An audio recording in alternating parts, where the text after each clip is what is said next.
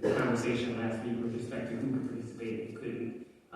That wasn't my intention, and in further listening and re-listening to it, I understand what I was trying to say, and as I said, I will continue to be more precise, and I will hold myself accountable to be better, to do better, to have a better standard as your leader, as your spiritual leader. At the same time, I recognize that a part of breaking patriarchy is breaking the kind of patriarchal language that tries to essentialize gender into a binary and to conflate gender and sexuality. To conflate people, to flatten them, to label them in particular kinds of terms. Because I believe that refusal or unwillingness or opting out of using someone's preferred pronoun is to subscribe to a logic of power that reinforces patriarchy.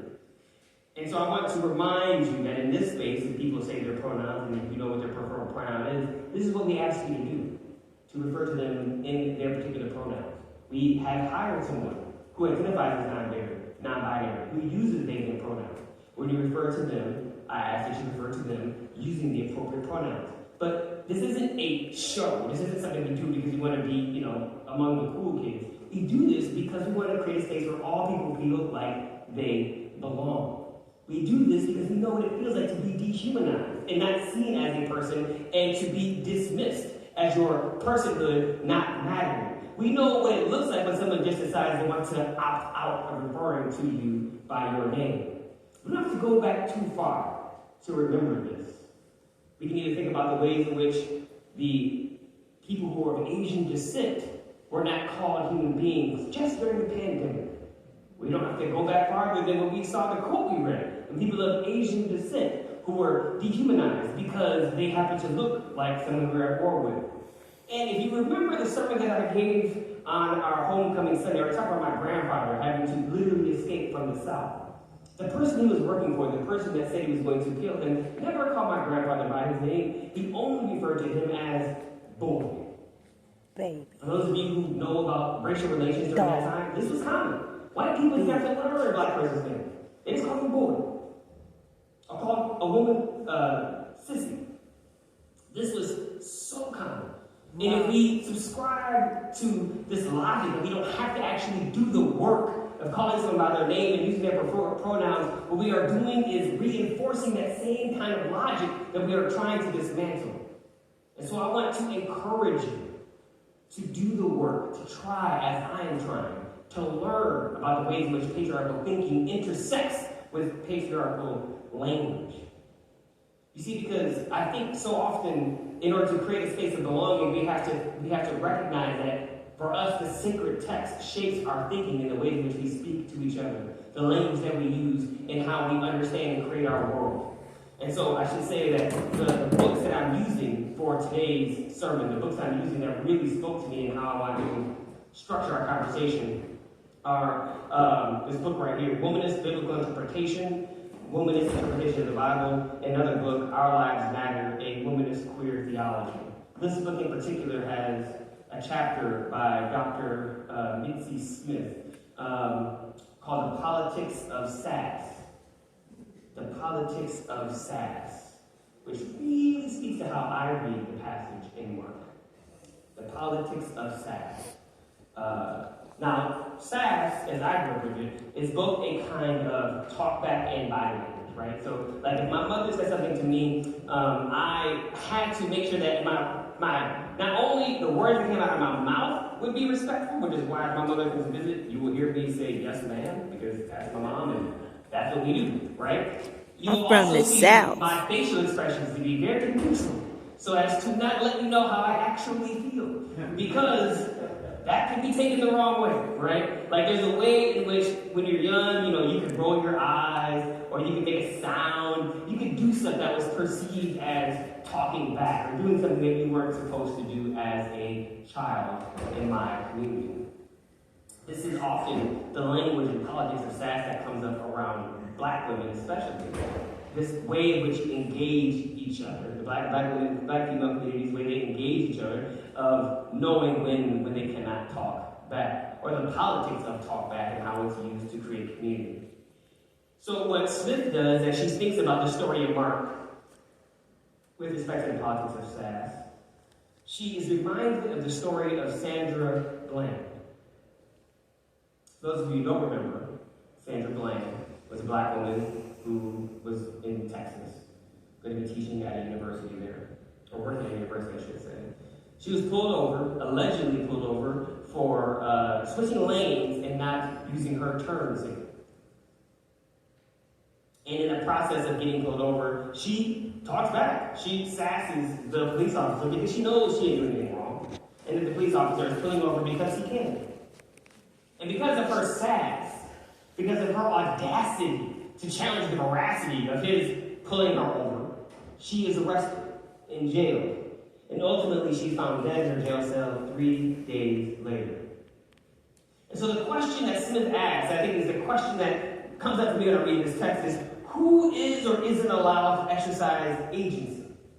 Who is or isn't allowed to speak truth? Who is or isn't allowed to voice their opinion about what is happening to their body, to their lives? Who has the option to do that can often be a matter of life and death.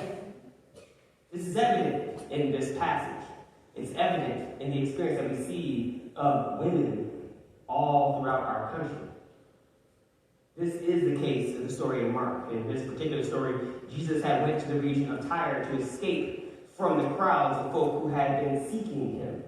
Now, as I said earlier, I am sure Jesus was tired and he wanted to rest, because if you read the passages before this, Jesus had been working and healing and teaching and working and doing the kinds of things that one would expect a prophet to do. But I'm sure Jesus, as a full human being and fully God, was exhausted. And so he wanted to go to this place and rest by himself. So he just goes to a house. It doesn't say where, he says he goes somewhere. But somehow, in the midst of even going to this place where no one's supposed to know where he is, this Syrophoenician woman finds him. She figures out where Jesus is hiding, and she finds him. I find this deeply compelling because I wonder, what would any of us do if we had a child that was sick or needed healing? What lengths might we go through to find someone, to find that medicine, to find that treatment, to find that kind of health care to help that person? And I think about that when I think about this woman, that this woman was desperate to save her daughter. And so was willing to do anything to figure out where Jesus was. It's also important for us to know that the reason the woman is called Syrophoenician is because the woman is of mixed race. She is mixed Greek and mixed with the Syrian community that had been in that region for a while. And so she is not seen and not really accepted by either community. She speaks Greek and is of Greek culture, but she's not really accepted in that space. And yet, we could say that because of her being mixed race, because of her gender, and the likelihood that she was in this place, that she was probably poor. And she most likely was even a further outcast because she was the mother of a demon, quote-unquote, demon-possessed daughter. So there was nothing going good or right for this woman that would have enabled her to figure out another way to help her daughter besides a miracle. And what Smith points out that's important for us to know is that what an unclean spirit actually is, like how Mark uses the term unclean spirit. And so she says an unclean spirit was a stubborn visitor who would not willingly leave the body it has called home. To be sure, the labeling of someone as a demon, labeling of someone as demon-possessed was a way of explaining how behavior that was otherwise considered abnormal and objectionable and threatening. So if someone was labeled as a demon or demon-possessed, it's because they were doing something people thought was odd or something they ought not be doing. They were not performing humanness in ways that was deemed acceptable. For instance, in Mark chapter 3, verses 20 to 22, it says that Jesus entered the house. A crowd gathered in so that it was impossible for him and his followers even to eat. When his family heard what was happening, they came to take control of him. They were saying, he is out of his mind. Referring to Jesus. They were saying, he is out of his mind. And the legal experts came down from Jerusalem over and over, and they charged that he was possessed by Beelzebul. He throws out demons with the authority of the ruler of demons.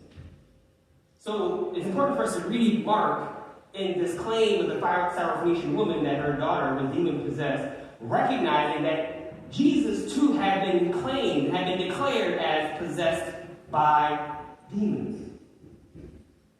Right? That Jesus, like this Syrophoenician woman, her daughter was diagnosed with having an unclean spirit.